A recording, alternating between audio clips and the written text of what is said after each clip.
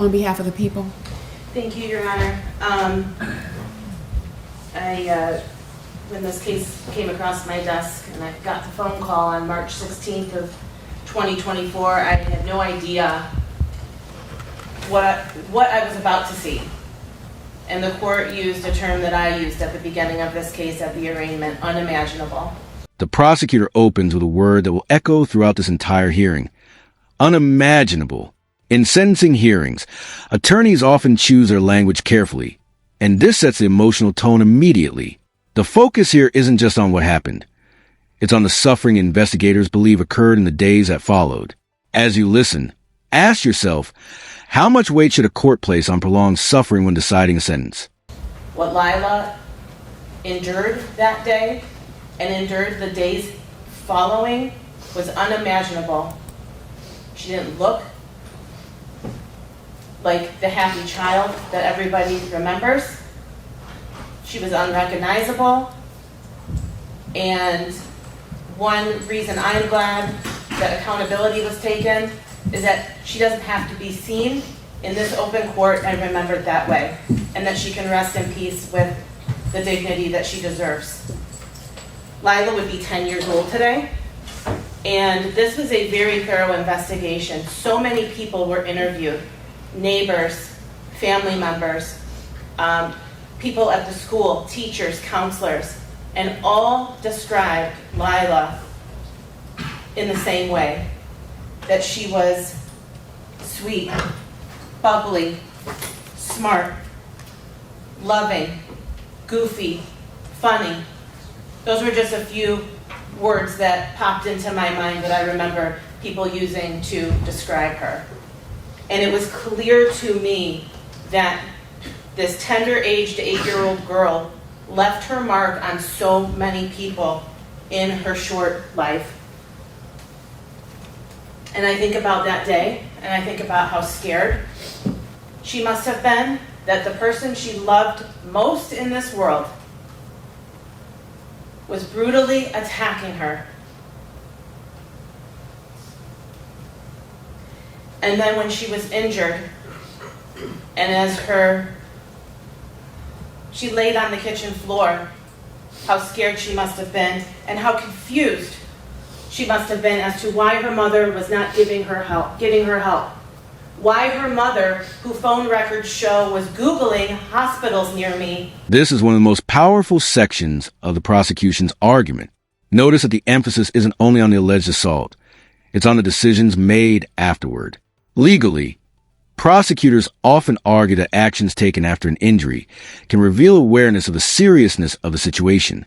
The repeated why questions are designed to highlight that point and keep the victim's experience at the center of the courtroom narrative. Who absolutely knew Lila needed help, did not take her. That was her mother's responsibility.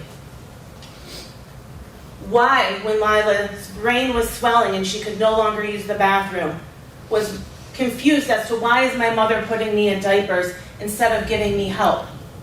Why, when I can't eat anymore, is my mother going to the store and purchasing Ensure instead of taking me to get help? No one can truly imagine what she went through in those days, Judge, and she did not deserve that. At the end of the day, Ms. Duperon chose herself over her daughter. That's just the truth. She didn't want to get in trouble. She knew CPS would be coming around, and she thought that she could maybe mend her back to health on her own. But it was clear from the medical evidence that she needed immediate help, and she could have been saved on that first day. This is a sad case. This is a tragic case. It is one that I will never forget. We did reach a resolution in this matter, and we have a sentence agreement. Here's an important legal moment. The prosecution is reminding the court that this case ended in a plea agreement rather than a jury trial. They're essentially arguing that the negotiated sentence is justified not only by the evidence, but also by the fact that more severe charges are being dismissed as part of the deal.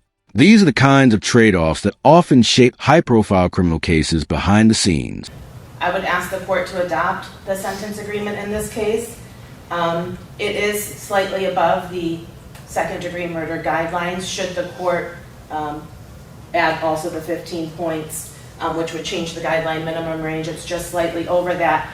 But the people believe, based on the severity of Lila's injuries, the suffering that she endured, the evidence in this case, which is compelling, that the upward deviation is appropriate, and also to note that Ms. Duperon was facing felony murder and child abuse charges that will be dismissed as a result of the second-degree murder plea, and that carried life without parole, and the people are confident that a conviction would have came following a jury trial. So we would ask the court to adopt that sentence agreement, and thank you, Your Honor.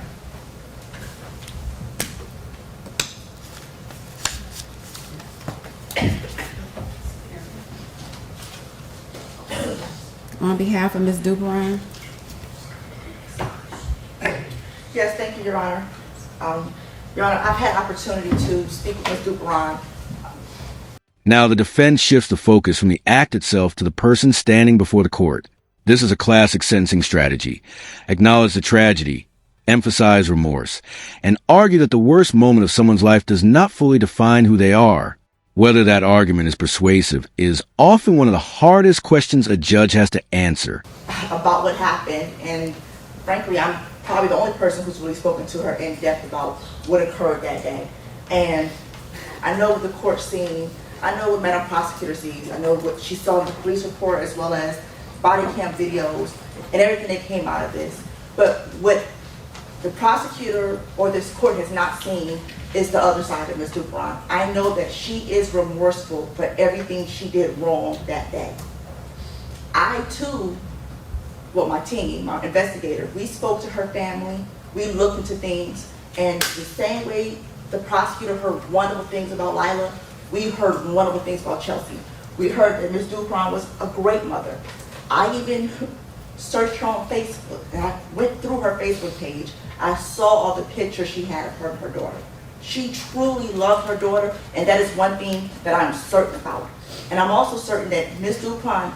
Notice something interesting. Despite presenting very different versions of events and motivations, both sides ultimately asked the judge to accept the same sentencing agreement. That's a reminder that sentencing hearings are often less about proving guilt and more about determining what level of punishment is appropriate under the circumstances. Never intentionally meant to hurt Lila.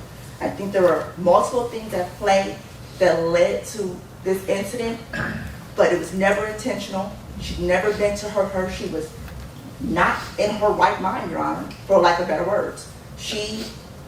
The person she is today, the person she was all the years she's been raising Lila, was not the person she was in that moment when this incident occurred. Now, as far as the aftercare, after the assault, Ms. Duperon again did what she believed was best. She was torn between taking Lila to the hospital, but she did believe that Lila could have been nursed at home. And it's without a doubt, if she knew the severity of Lila's injuries, her internal injuries, Ms. Duperon would have taken her to the hospital, without a doubt. She never wanted this to happen. And again, this is a woman who stands before you who is truly remorseful for, again, her actions and her inactions, Your Honor. But this moment, that moment, is not a reflection of who she really is and the type of mother that she was to Lila. And again, me and Ms. Duperon spoke a lot about this case. And one thing we can agree on is that we know that she loved Lila, and we know that Lila knows and knew that her mother loved her, and that her mother would never intentionally hurt her. And with that being said, Your Honor, we are asking that you adopt the sentence agreement. Ms. Duperon, today is the day and time set for sentencing. Anything you'd like to say to the court before the court imposes a sentence?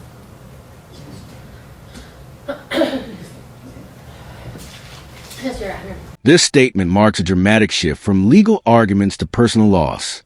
For nearly 2 minutes, the courtroom hears memories instead of evidence. Moments that remind everyone that behind every case file is a real child, a real family, and a future that never happened. No matter where viewers stand on the sentence, this is the part of the hearing that often leaves the deepest impression. What impact do you think statements like this should have on a judge's final decision? It feels like found out I was having a baby girl. I remember lying in bed holding my belly and asking, what do you think about the name Lila? And I felt two little kicks in response to me right then as I cried happy tears that my new best friend's name was Lila. On June 27, 2015, I was blessed with the most perfect baby. I grew into the most caring, smart, funny, loving, sweet girl. I was filled with a love I never knew existed. I remember Lila sitting in the kitchen while I cooked dinner and she said, Mama, I know why your food is so yummy. I said, oh yeah, why is that? And she told me, because you make it with love. I was hearing her little sleepy voice first thing in the morning, telling me how much she loves me, and her daily reminders that I'm the best mama.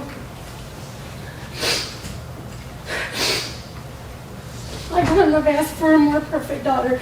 Lila was so pure and so sweet, always so happy and loving. She never failed to amaze me. I'll never forget when we decided it was time to take off her training wheels. I was so nervous, but she wasn't. She hopped right on her bike and immediately took off. She was a pro on the first try.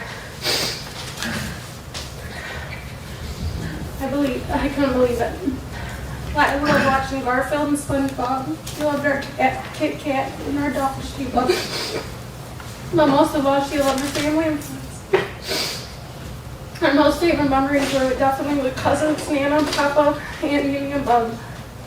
I will never understand why this tragedy has become our reality. Such a devastating loss to the most beautiful life. Rest in peace, baby girl. Until we meet again, I love you always and forever.